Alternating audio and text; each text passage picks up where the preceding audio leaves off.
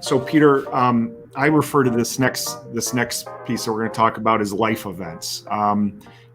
Whether your child is buying a car or a home for a first time, they might need a little help. So you might have to co-sign, or unfortunate things like divorce decrees or separations, or if you buy a home with another person, a friend, and that doesn't work out. So life events happen, but probably two of the biggest things or most prevalent things we see is either co-signers or divorce decrees.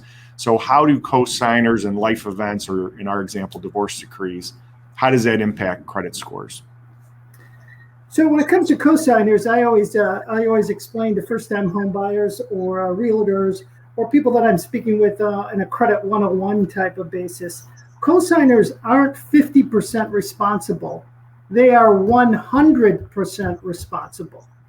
So make sure that you clearly understand that if you co-sign, you are 100% responsible for that. From the credit side of the world, you are, as a co-signer, are going to have the exact same impact, good or bad, when it comes to co-signing. So if you have a 30-day late on your car loan and you're a co-signer, well, that's going to be on both of you. Same with revolving accounts. When it comes to the mortgage industry, co-signers are typically borrowers or co-borrowers. So they would be, it wouldn't be your typical co-signer event. But co-signing can be very risky.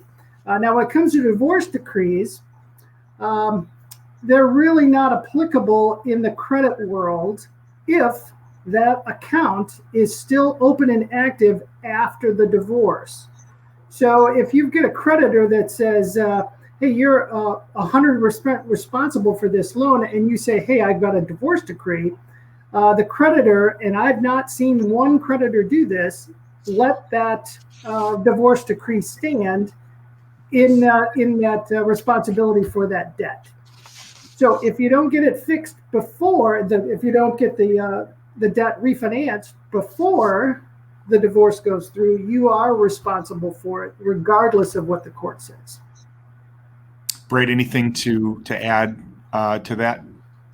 Yeah, I think when we talk about anything such as co-signing or divorce decrees, the bottom line is, if you are still signed on to that particular debt obligation, whether you volunteered as a co-signer or whether you've been technically relieved of the duty via a judge-signed divorce decree, you're going to be subject to the behavior of the person who's been given that responsibility.